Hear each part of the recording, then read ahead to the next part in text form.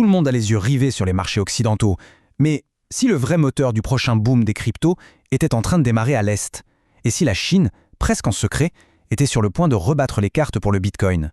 C'est la grande question qu'on va creuser ensemble.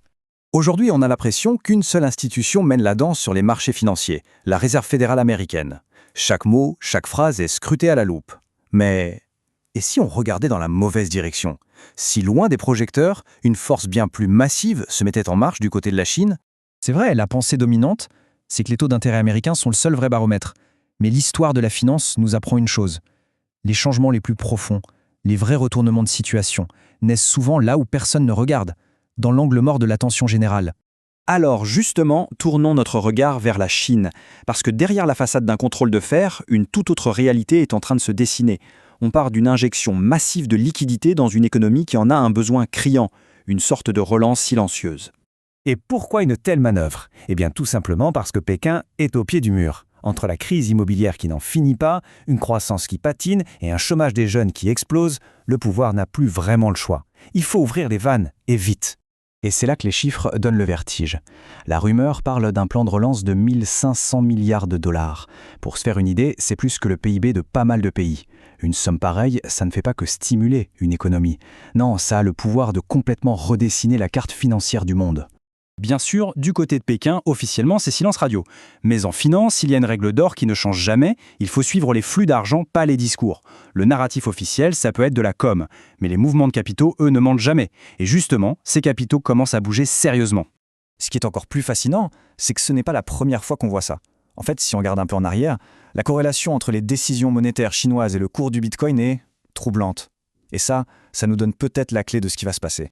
La mécanique est presque simple, en fait. Quand le yuan, la monnaie chinoise, perd de sa valeur, les capitaux cherchent une porte de sortie. C'est comme de l'eau qui cherche la moindre fissure pour s'échapper. L'argent fuit vers des actifs que Pékin ne peut pas contrôler. Et à ce petit jeu, le Bitcoin, c'est la sortie de secours parfaite. Et ce n'est pas juste une coïncidence, c'est un schéma qui se répète. Regardez, 2015, dévaluation du yuan, le Bitcoin décolle. 2019, guerre commerciale, le Bitcoin s'envole. 2021, crise Evergrande, le Bitcoin atteint des records. À chaque fois, la même cause produit le même effet. Et aujourd'hui, eh bien, toutes les conditions sont à nouveau réunies. La question c'est donc, par où cet argent va-t-il passer pour aller vers les cryptos? Il semblerait que Pékin joue un double jeu, avec une stratégie à la fois officieuse et très officielle. Voyons un peu comment ces deux leviers fonctionnent. D'abord, il y a le levier officieux, le plus paradoxal. Officiellement, le minage de Bitcoin est interdit en Chine.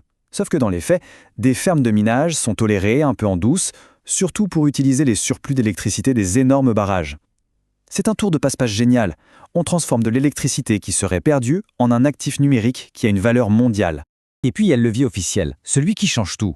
L'approbation toute récente des ETF Bitcoin et Ethereum à Hong Kong. Pour faire simple, un ETF, c'est un produit financier qui permet d'investir dans le Bitcoin aussi facilement que si on achetait une action en bourse. C'est une véritable autoroute légale et institutionnelle qui vient d'être ouverte pour les capitaux chinois. Là, les règles du jeu viennent de changer. Bon, maintenant il est temps d'assembler toutes les pièces du puzzle. Est-ce qu'on est en train d'assister au début d'un cycle haussier crypto entièrement made in China? La séquence est d'une logique implacable. D'abord, la pression à l'intérieur du pays. Une économie et une monnaie faible créent un sentiment d'urgence. Ensuite, la recherche d'une sortie. Les capitaux cherchent par tous les moyens à se mettre à l'abri hors du système traditionnel. Et enfin, le refuge.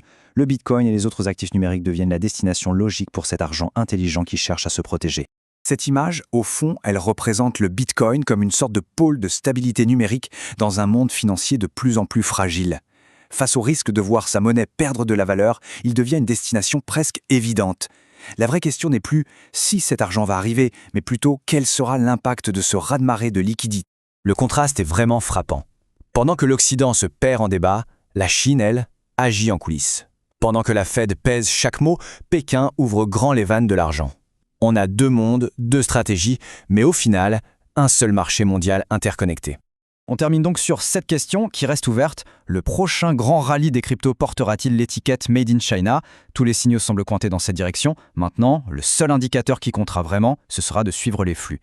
Parce que c'est toujours l'argent qui, en silence, donne le coup d'envoi.